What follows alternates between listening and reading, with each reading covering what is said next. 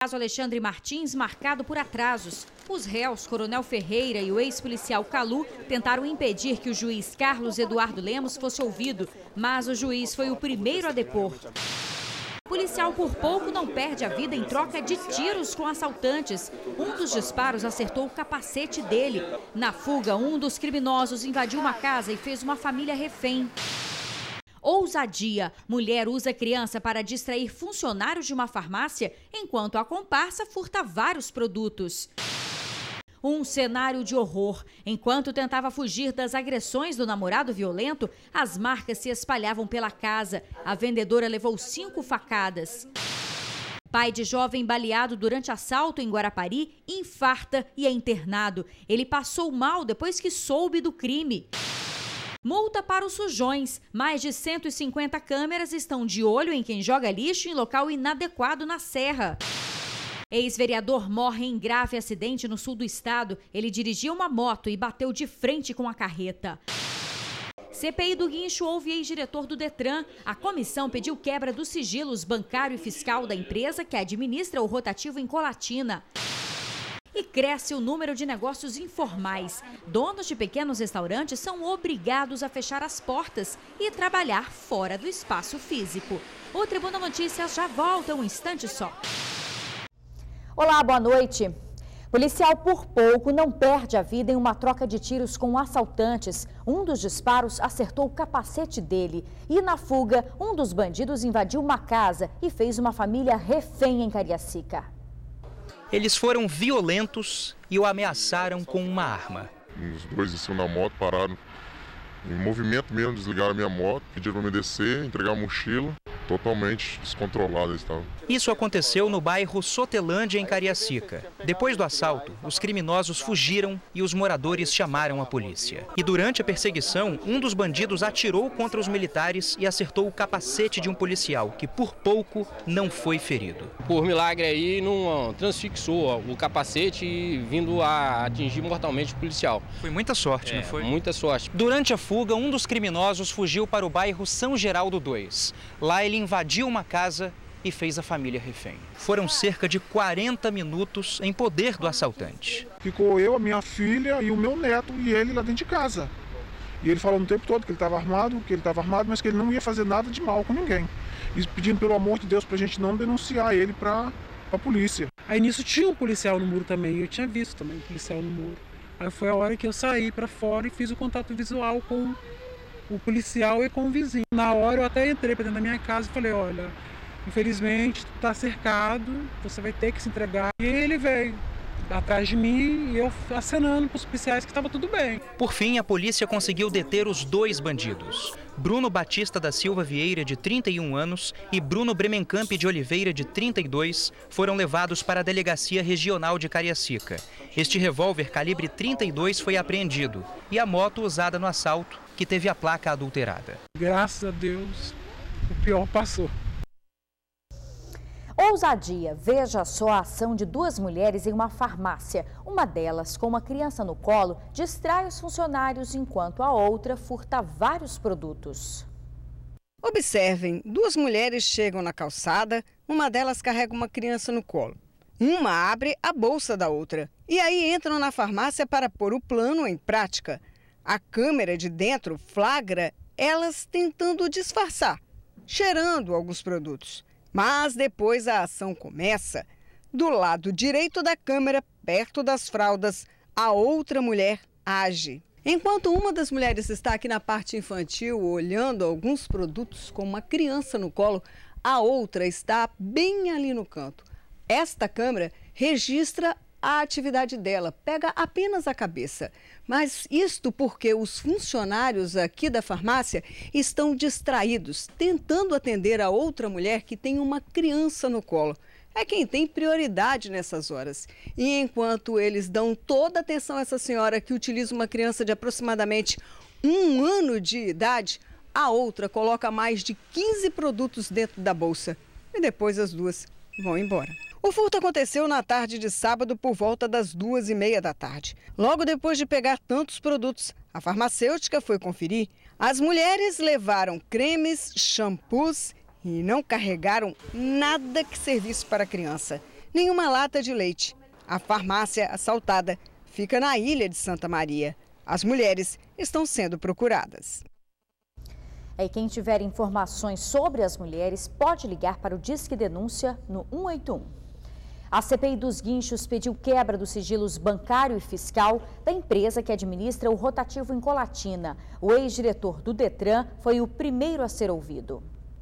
A reunião teve início com o depoimento do coronel da Polícia Militar, Paulo Domingos de Orsi, que atuou como diretor-geral do Detran de dezembro de 2005 a abril de 2006. Ele diz que não tem conhecimento do suposto envolvimento de militares no esquema investigado pela CPI e que não sabe ao certo o número de pátios que foram credenciados durante o período em que esteve no órgão. A gente deve ter feito, né, credenciamento ou recredenciamento de clínicas, de pátios, porque você sabe que o movimento do Detran é muito grande, né? Não dá para lembrar. Alguns eram policiais ou parentes policiais que foram credenciados? Não me lembro disso, isso aí eu não tenho conhecimento.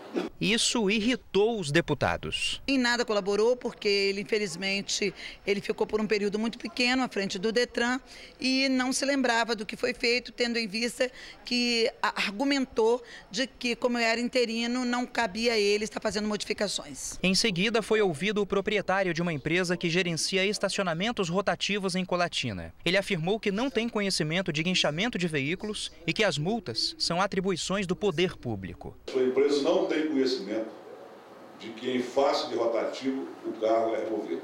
Não. Você não tem conhecimento disso? Eu não tenho esse conhecimento. E tem certeza que isso acontece? Olha, eu não tenho controle algum sobre isso, eu nunca vi isso acontecer. Esse negócio do senhor é da China, porque vocês não fazem nada e ganham por isso. Por último, foi a vez de um dono de pátio em Nova Venécia. Ele diz que trabalha obedecendo regras estabelecidas pelo Detran e que só guincha um veículo se for acionado pela Polícia Militar. O policial, na hora da apreensão do veículo, ele não tem como ficar lá parado esperando 2, 3, 4, 5 horas o veículo se deslocar para poder ser removido. Ele tem mais o que fazer. Todo veículo removido, ele está sob a minha responsabilidade. O Detran tem uma parcela grande de culpa nesse procedimento, tendo em vista que não fiscaliza os pátios, não faz a vistoria, o que gera esse estrangulamento no setor. Na semana que vem, a comissão vai ouvir associações de moradores de Vitória e o Conselho Popular da capital para saber se o serviço de estacionamento rotativo foi solicitado pelos próprios moradores. Para que a gente possa saber se a população ela está conivente com a adoção do estacionamento privativo. Se ela realmente é ela que está querendo que as prefeituras tomem essa atitude, no caso a Prefeitura de Vitória. A crise tem feito muita gente usar a imaginação para não ficar no prejuízo. E em muitos casos o negócio é partir para a informalidade. Essa tem sido a saída principalmente dos pequenos empresários que tinham restaurantes. Horário de almoço e cadê os clientes? Não tem.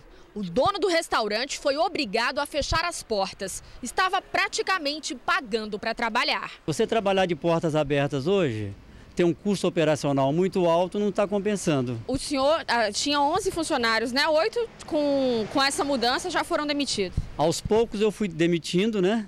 Hoje ainda fico com 3, porque eu montei uma cozinha no município de Serra. O negócio funcionou no mesmo endereço durante 20 anos. O dono tinha uma clientela fiel. Foi aí que veio uma ideia. Ele fechou o estabelecimento, mas não desistiu de vender comida, não. A diferença é que, em vez de entrar no restaurante, o cliente vai até o carro para escolher o cardápio. Tem gente que passa e logo de cara não entende bem o que aconteceu. Eu achei estranho fechar, mas apesar que foi assaltado. Vira essa boca para lá, seu Alessio. Não foi assalto, não. Foi uma alternativa para driblar a crise. Foi muito assim inteligente, né, nesse aspecto do comércio, né? Hoje em dia, né, com essa questão de crise, as pessoas, né, evitando de gastar, né, com coisas supérfluas, né? Foi uma ideia muito boa que ele teve, né? E tem dado certo, viu? Por dia são vendidas em média 200 quentinhas. Não mudou nada. O alimento está perfeito, como sempre. Já era cliente já há muito tempo. O precinho ótimo. Muito bom, é o trabalho, eu gosto de fazer. Converso com muita gente, você sorri e você acaba... É um trabalho descontraído. Seu Ademir faz parte de uma estatística que não para de crescer. Sem condições de manter um negócio, muitos microempresários estão partindo para a informalidade. O setor teve uma queda expressiva em torno de 30% no seu movimento. Além das pessoas que estão na informalidade não quererem se formalizar, algumas que estão na formalidade estão regredindo e voltando para a informalidade para poder sobreviver. Teria que existir algum diferencial aí de burocracia para essa micro e para essa pequena empresa, para que ela conseguisse vencer todos esses obstáculos. Seu Ademir quer voltar para a formalidade. A meta é reformar o restaurante, reativar o negócio e gerar empregos. Ele só ainda não sabe quando isso vai acontecer, mas torce para que esse dia não demore a chegar. Eu gosto disso aqui, é minha paixão. O primeiro dia de julgamento do caso Alexandre Martins foi marcado por atrasos. Os advogados dos réus, Coronel Ferreira e o ex-policial Calu, tentaram impedir que o juiz Carlos Eduardo Lemos fosse ouvido, mas o pedido foi negado. A primeira testemunha, o juiz Carlos Eduardo Lemos, só começou a ser ouvida por volta das 4h30 da tarde, depois de um recesso para o almoço e a tentativa das defesas de retirá-lo do caso. Durante cerca de 1 hora, a discussão lá dentro girou em torno da possibilidade de exclusão do nome do juiz Carlos Eduardo Lemos da lista de testemunhas do Ministério Público. As defesas dos réus alegam que, por ele ter participado do inquérito penal dos executores, ele não teria condições de atuar, neste caso, como testemunha. O outro motivo seria a troca de e-mails do juiz com o foragido da Justiça do Espírito Santo. Isso no ano passado. Só que esse pedido de exclusão foi negado e, em depoimento, Carlos Eduardo Lemos explicou que essa pessoa procurou sim a ele, alegando ser uma testemunha deste crime, mas que a demanda foi encaminhada ao Ministério Público. 15 testemunhas seriam ouvidas durante o julgamento. 5 delas não compareceram, deixando a defesa do Coronel Ferreira e a promotoria desfalcadas. Além do juiz Carlos Eduardo Lemos, também será ouvido como testemunha do Ministério Público o delegado Danilo Baiense, que era chefe da DHPP na época do crime. Durante a tarde, o silêncio foi a escolha dos envolvidos no caso. Bem diferente do que se viu pela manhã. Por parte dos réus, choro e convicção de inocência. O emocional é natural, né? Mas estou super confiante. Né? Todo mundo sabe da verdade, entendeu? O paciente não deve nada, então estou super tranquilo. Eu não mandei matar juiz, infelizmente eu venho sofrendo uma perseguição de 12 anos, martirizando o meu coração, martirizando a minha família. Os dois são suspeitos de mandar matar o juiz Alexandre Martins de Castro Filho há 12 anos. O pai da vítima chegou ao julgamento confiante, acredita na condenação dos réus. O que eu espero hoje é que a justiça mais uma vez prevaleça, que mais uma vez haja condenação e que a sociedade possa receber desse julgamento uma lição de que o crime não compensa. Do outro lado, familiares e defesa dos réus apostam na falta de provas para a condenação dos acusados. Nós vamos trabalhar para os jurados a prova dos autos, mostrá-la para eles e, com clareza, sustentar que o Calu não é o autor desse crime. Não tem prova para condenar. Uma pessoa me disse que foi obrigado a votar contra, porque estava todo mundo ameaçado. Em depoimento, o juiz Carlos Eduardo Lemos disse que conheceu o Coronel Ferreira na época em que o juiz Alexandre pediu a transferência dele para uma penitenciária federal no Acre. Ele afirmou também que foi após essa transferência que eles começaram a receber mais ameaças de morte. Carlos Eduardo contou ainda que o papel do juiz Antônio Leopoldo na organização criminosa era fazer transferências de presos para que fossem assassinados, para que matassem alguém na penitenciária de destino ou para facilitar a fuga. O juiz Leopoldo, ainda segundo Carlos Eduardo Lemos, propunha benefícios na carreira para que ele e a vítima não atrapalhassem o esquema criminoso. Câmeras flagram bandido roubando televisão em Soroitama, no norte do estado. Nas imagens, ele aparece acompanhado de um rapaz. Os dois se aproximam da casa e entram tranquilamente. Cícero Oliveira Santos, de 21 anos, conhecido como Magrão, sai carregando uma TV de LED. A PM informou que ele também furtou outros objetos. Através de denúncias anônimas, a polícia descobriu que Cícero estava escondido no município de Jaguaré. Foram até lá, mas o suspeito já tinha fugido. Olha, quem tiver informações sobre o assaltante pode ligar para o Disque Denúncia 181. Mais de 150 câmeras de olho em quem joga lixo em local errado na Serra. Quem for flagrado vai pagar multa.